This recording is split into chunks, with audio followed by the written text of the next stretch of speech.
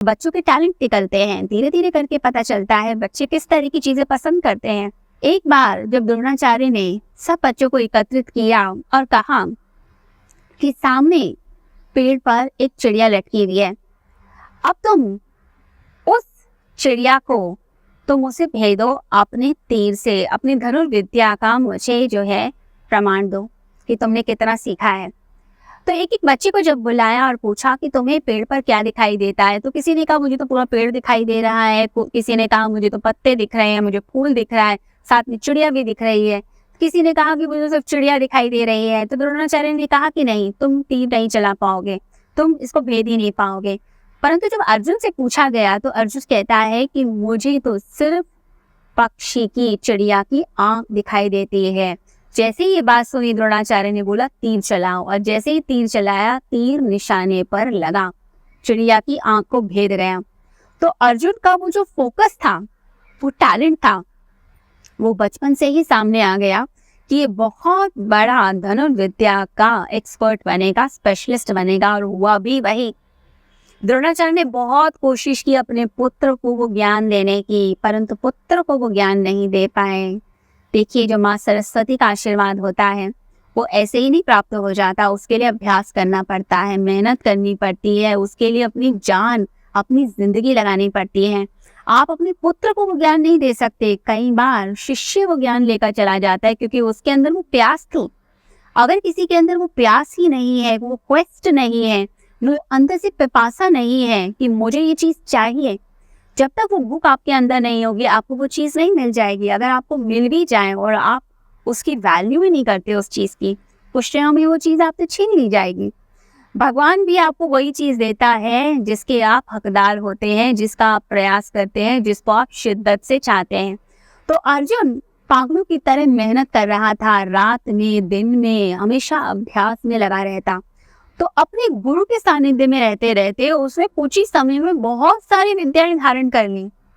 जो अश्वत्थामा उनका पुत्र नहीं ले पाया, वो सारी विद्या अर्जुन लेता चला गया। तो टैलेंट बच्चों का धीरे धीरे करके सामने आने लग गया द्रोणाचार्य के सामने कि हर बच्चा अपने आप में विशिष्ट, हर बच्चा अपने आप में ही कुछ अलग। परंतु धीरे धीरे करके तो सबसे फेवरेट बन गया द्रोणाचार्य का, वो बन गया अर्जुन। जो सिखाए वो सब सीख जाए, जो बताएं वो अर्जुन को पता चल जाए। इतना प्यार करने लगा अपने गुरुदेव से कि गुरुदेव की सेवा करता, गुरुदेव की हर बात मानता, उनकी हर शिक्षा में बैठता, उनके हर लेक्चर में बैठता, उनके ध्यान को, ज्ञान को, उनकी धनुर्विद्या को, शस्त्र ज्ञान को, सब कुछ वो अपने अंदर समाने लग गया। सारे शस्त्रों का ज्ञान होने लगा। अब जब सारे राजकुमार जो हैं गुरु के सानिध्य में शिक्षा दीक्षा ले चुके थे, तब उसके बाद वो सभी अपने राज्य में वापस आए। जब पूरी तरह से एजुकेशन हो गई उनकी, तो उनको बुलाया गया। तो राज्य में समारोह हुआ, होना ही था, क्योंकि सारे राजकुमार तैयार होकर आए थे।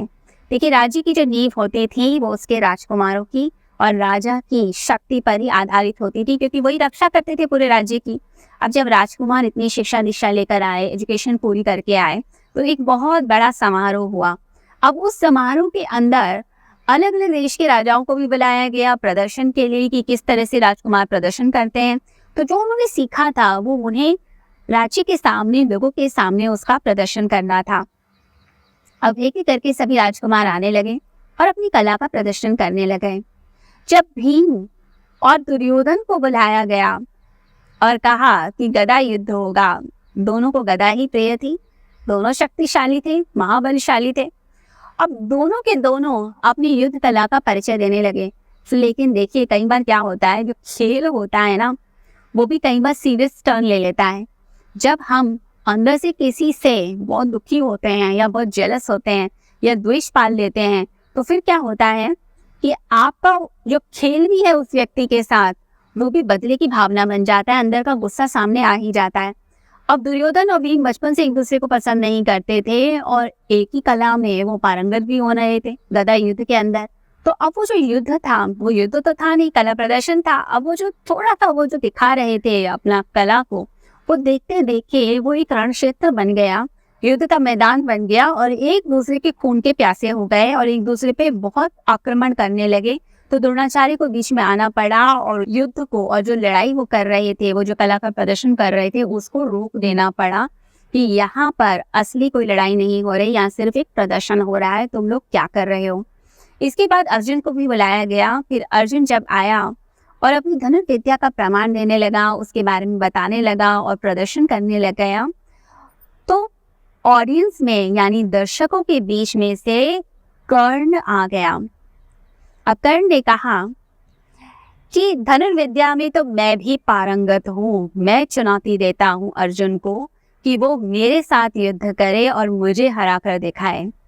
अब सूर्य पुत्र था कर्ण, लेकिन अपनी आइडेंटिटी के बारे में तो उसे पता ही नहीं था, क्योंकि पाला जो था वो एक सारथी ने था, तो उसे सूत पुत्र कहा जाता था। उसे अपनी ओरिजिनलिटी के बारे में पता ही नहीं था कि उसके माता पिता कौन थे, क्योंकि कुंती ने जैसे ही कर्ण को पैदा किया था, उसके बाद ही उसे नदी में प्रवाहित कर दिया था। अब सूर्य देवता का अंश था, इसलिए अलग ही प्रताप उसके अंदर था बचपन से ही। सारथी के पुत्र को कभी भी इस तरह की विद्या नहीं सिखाई जाती थी, ये सिर्फ राजकुमारों को या क्षत्रियों को सिखाई जाती थी, परंतु कर्ण ने अपनी प्रतिभा का प्रमाण दिया और इस चीज को सीख लिया। अब कर्ण जो है वो सामने जब आया तो उसने चुनौती दे दी।